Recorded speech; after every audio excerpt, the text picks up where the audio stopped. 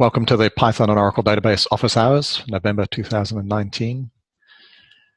Standard safe harbor statement, especially in open source world, things are very subject to change, so don't make any purchases based on anything we say here. So on the phone, we have myself there in the middle, Christopher Jones, product manager for scripting languages. I do some of the grunt work, legwork, little bits and pieces, keeping everybody kind of happy. Blaine Carter, whose picture I can see on the screen, is the product evangelist for a lot of things in the scripting area, goes around to conferences and does some good stuff. And Anthony Tuininga, the creator and maintainer of the CX Oracle driver, is actually, of course, the key person and is super technical and knows everything there is to be known about CX Oracle. So for those who haven't joined an office hours before, really we try and make this an open forum for you to come and ask us questions. We do have an icebreaker theme. It does help, of course, to share some knowledge so that you do go away with something solid. And the real thing then is that you can, at some stage, ask us questions by chatting. Please prepare your answers early. You can chat on the session. And then at the end, we'll open up and you can unmute and also ask questions if you want to speak to us. So the theme this month. This month, I thought I would reiterate a little bit that I talked about at the Oracle Open World Conference a couple of months back in San Francisco. And I will show you some of the slides from that conference. Now, the full deck of slides is there at that tiny URL, cj-oracle-doc. So note that down, and you can get the full deck of slides there. I do have a blog post in the works on this, but it's taking a little bit of time. It's obviously much more complex to put a solid blog post together than to hand wave in front of an audience. So as a quick reminder, what are we trying to do with Python and CX Oracle? We are working in this middle tier where you can see we have a Python process. You've installed CX Oracle driver, typically with your pip command. And you also need to have available some Oracle client libraries. Of the Oracle Call Interface API is the one that CX Oracle ultimately uses, and that talks across the network to the database. We are, therefore, in this session, when I'm speaking about Docker, just really going to focus on that middle tier. So, 2-second background, Docker terminology. It's a software container platform. It's really like running a virtual machine. It just fires up. It has resources available. You can do installs so that you have a standard infrastructure available on a whatever OS you've got running there inside that container. You need on your computer some kind of Docker engine, the thing which is actually going to run Docker for you. And then you have a few kind of buzzwords. You have images. So you create an image, and that's really just like a disk of your machine. Containers would be kind of the running version of that. So you can spawn off these images and run multiple containers. You can share the images around, and people can start them up as containers. Registry, there's a standard one called Docker Hub, where a lot of people put up their own images. And we'll see in a moment that the Python group and actually our Oracle Linux group have containers up there already. Sorry, images up there already. And volumes we'll talk about a little bit at the very end, just a way that you can share information between your host computer and that running virtual machine.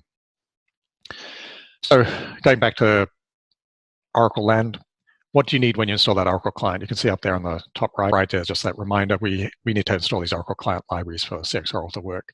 Typically, particularly in Docker, you would use Oracle Instant Client. And there are two packages there which you can choose between, Basic and the Basic Lite. The difference is that Basic Lite doesn't support as many character sets as Basic does. So it's a smaller cut down version. And it doesn't have all of the translated error messages in it as well. You can get that in a couple of flavors for Linux, which is typically what we use here for containers. So you can get RPMs or zip files. If you're using zip files, you get the easy option of just removing any files you don't need. So I've just shown you there for Basic Lite. Those are the files that I need. And if you do the extract, you'll see, if you extract it yourself, you'll see some other things like jar files and other libraries which we're not using for other APIs like ODBC. So for a CX Oracle, we just can restrict ourselves to these files to try and slim down this Docker image, which is something that people seem to strive for. You also need the libaio package or libaio1 if you're using a kind of Debian-based Linux. And CX Oracle needs to know how to load these libraries, so you need to set your library search path. Typically, you might set an LD underscore library underscore path environment variable. That's kind of more complex to pass around. We just, especially containers where you just have the one set of Oracle libraries, we just use this LD config. Works really nicely. So that's what you need. And then if I get my cursor back, then how do we do it? So let's start with getting a Docker image for Oracle Linux. So we're going to start, and our Python that we're going to be running in the end is going to be running on Oracle Linux. So the key thing here in the middle is just install the Docker engine. That's the runtime that we need. The rest up here is just a matter of just enabling the channels so that this Docker engine is found. In this session, I'm not going to talk about proxy configuration, but and the root access, but you can see a little bit more on the slides that I linked to before. So with this all in train, I now pull, and that just downloads, and it will take a while because this is relatively big, downloads this image, and I can use this Docker images command to actually show you and show myself what images are available. So we have an image, it's just Linux, we're not doing anything with it, it's just sitting on disk at this stage. So the next thing we need to do is we actually need to install Instant Client. And because this is Oracle Linux, I can use these RPMs. So this is a Dockerfile, so it's a kind of recipe file. It's a script file. It's just a little text file. It sits there. I'll show you how to actually do something with it a little bit later. And it says, we're going to start with that Oracle Linux image that we pulled down. So this is going to be an Oracle Linux. And on top of that, we're going to run these extra commands. And this is standard yum stuff. You saw me getting the config manager before, running this, enabling the channel, which has Instant Client. And here I'm installing the basic light package, doing a little bit of cleanup. You may notice that I'm not setting the LD library path here or running LD config. That's because in this version 19.3, for the first time, that LD config is run automatically for you. So this just makes this really easy to install. An alternative would be to use this Dockerfile. So this is a second Dockerfile at the bottom. And this again uses the slim Oracle Linux image. And at this time it's copying. So this is copying from my host computer where I'm running my Docker commands into that image that I'm going to be building in this directory. And this is the files that I showed you before, the set of libraries, the cut down libraries. So I would download these once onto my host computer where I'm running Docker, stick them in this directory, and then forevermore, anytime I built a image that I wanted Instant Client, I would just copy them across. So I only have to download once, which can be beneficial in some environments. In this case, because it's not RPM based, I have to actually guarantee that I've got libaio installed. The RPM package dependency will automatically do that, but down here with zips, I have to do it manually.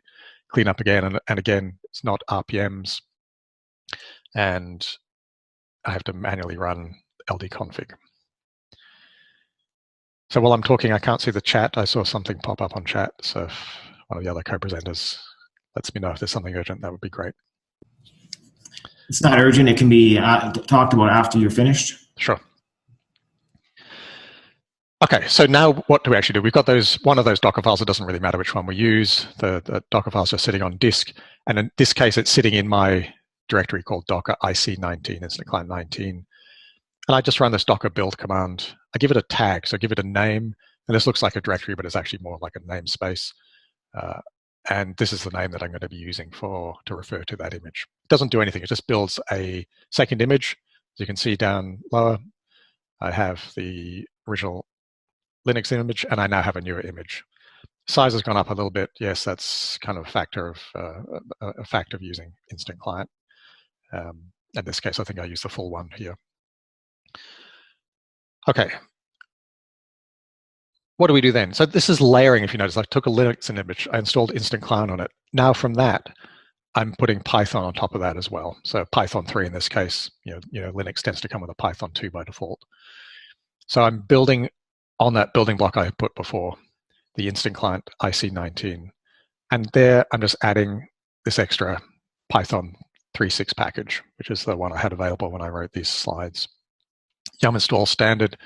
I'm going to run separate install of CX Oracle because I want to have CX Oracle, the driver, installed so that I now have an image which just has Python Instant Client Oracle Linux available, and I can just install my application on it.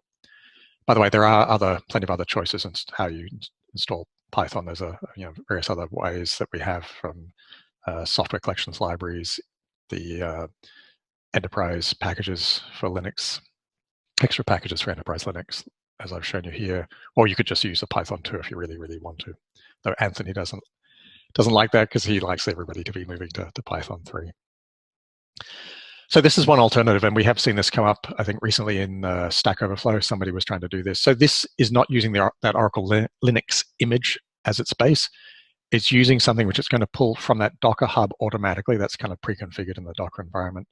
And it's going to pull this image, which is coming from the Python community, and it's version 3.74 of Python. And it's based, well, slim, cut down, based on the Debian Buster release. So this is not an RPM-based package. This is a Debian-based package. So you might recognize that we need to use this libaio1 because we're using wget.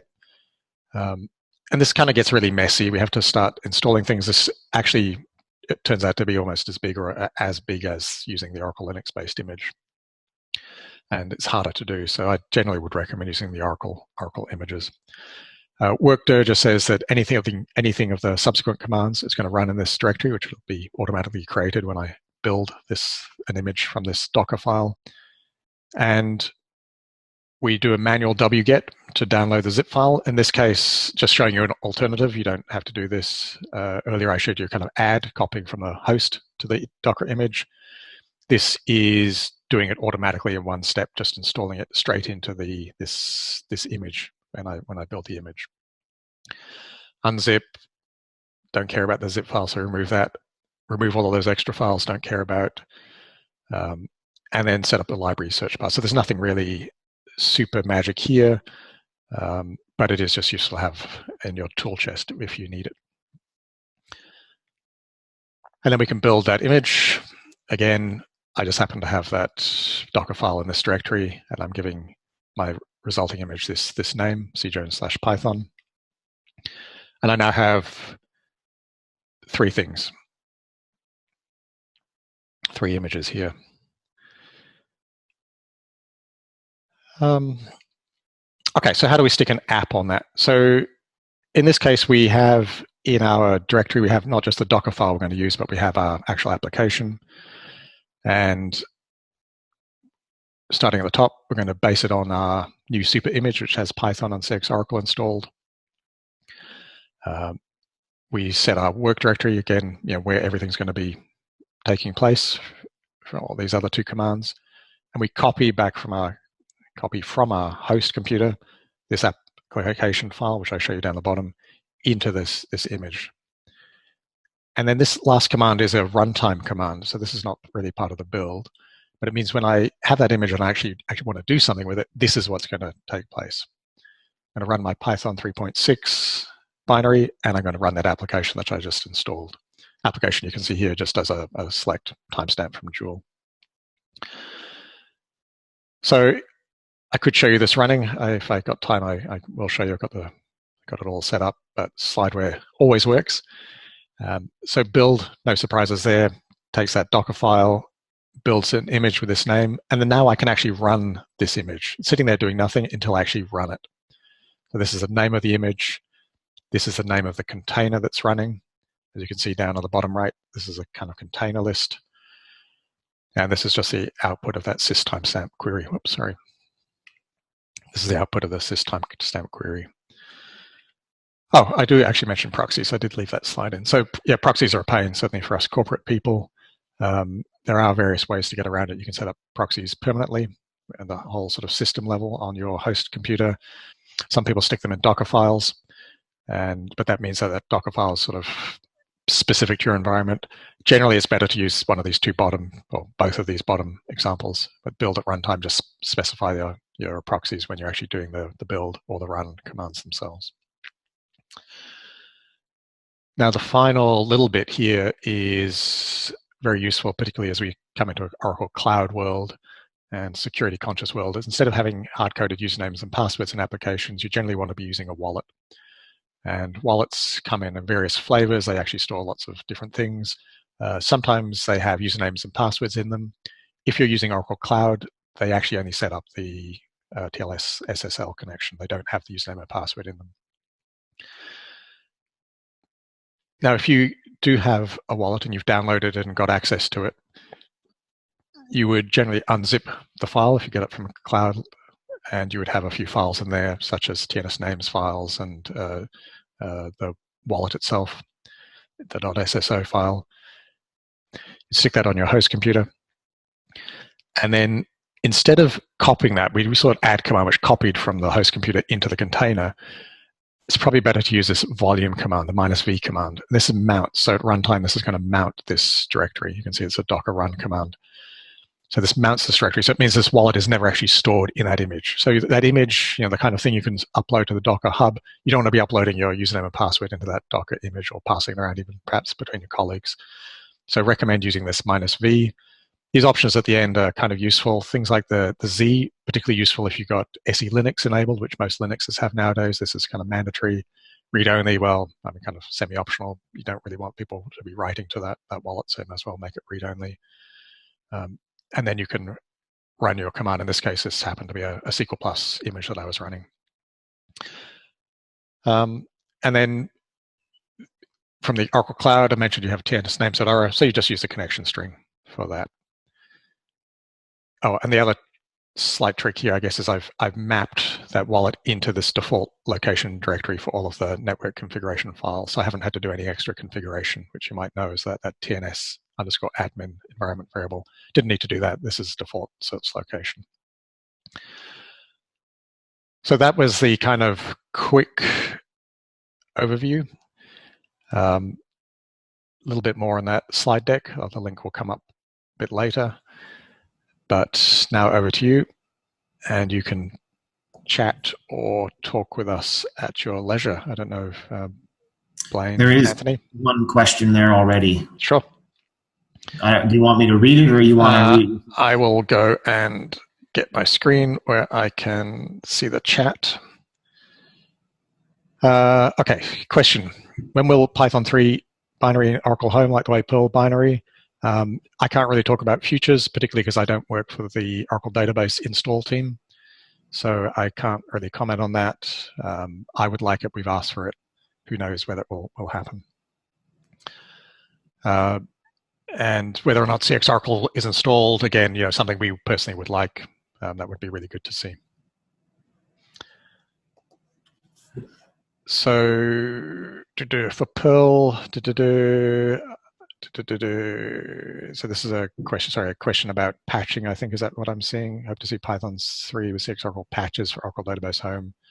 Oh, I see. I think you're saying you want the installer, the patcher, to use Python instead of Perl. Is that right? Well, no, I think he just wants to have Python and CX Oracle available so he can write his own scripts. And that it would just naturally be patched and so forth as you upgrade, so that he doesn't have to worry about doing it himself. If that's incorrect, please clarify. Well, I imagine if anything gets installed into the Oracle Home, then Oracle will be supplying patches for it, is all I can say. Again, our team looks after the CX Oracle driver. We speak to the database install group. We ask them questions. I want to see it installed. I want to see it usable.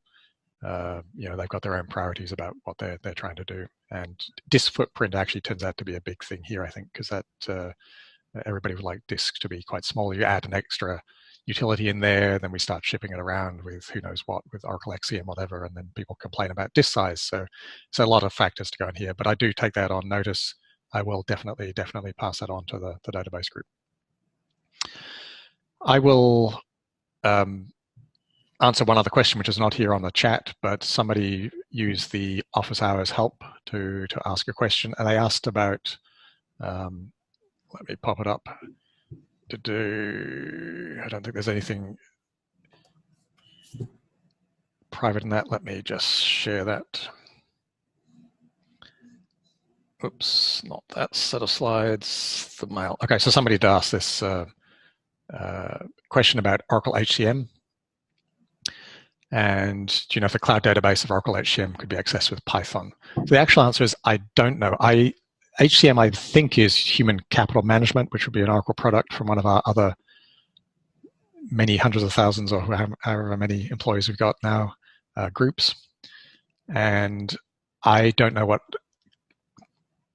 direct table or PL/SQL store procedure access they've got. So this question is something I can't answer. It's kind of good to see Python use being more widespread, but this is a question which I have actually already indicated to the person who asked it they need to take to the HCM team to ask. The bottom line is if any of these products, HCM or anything else in Oracle, gives you access to tables where you can connect, say, with SQL Plus, SQL Developer, maybe gives you some stored procedures where it's encapsulated some logic, and you can call those stored procedures, then yes, you can do that with Python. And what does it bring to the table? I mean, you know what Python brings to the table. It brings all the great scripting, the availability. It brings you CX Oracle, all the functionality for things like continuous query notification and advanced queuing and session pooling, all these sorts of fun things in there. So there's a lot of benefit to doing these things in Python if whatever product you want to access gives you table or stored procedure access. That was a question we had during the week. And another question I can't answer has come up on the chat. Is a Docker image okay to install on Exadata? So I don't work for the Exadata team. Sorry. I mean, this company is just too big, so many products. I've seen an Exadata, put it that way. So if you can install Docker images, you can install Docker images, end of story, and then you can connect to the database which is running on it.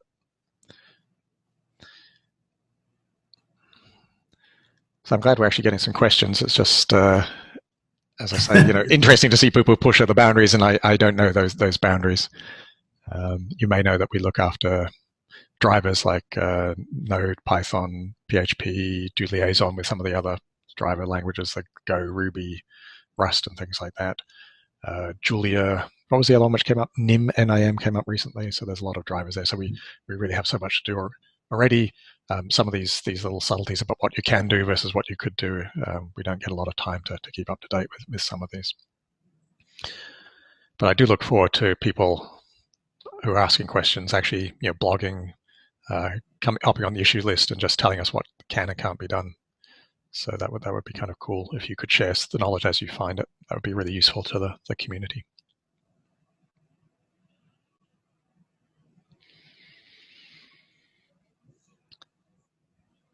Any other questions?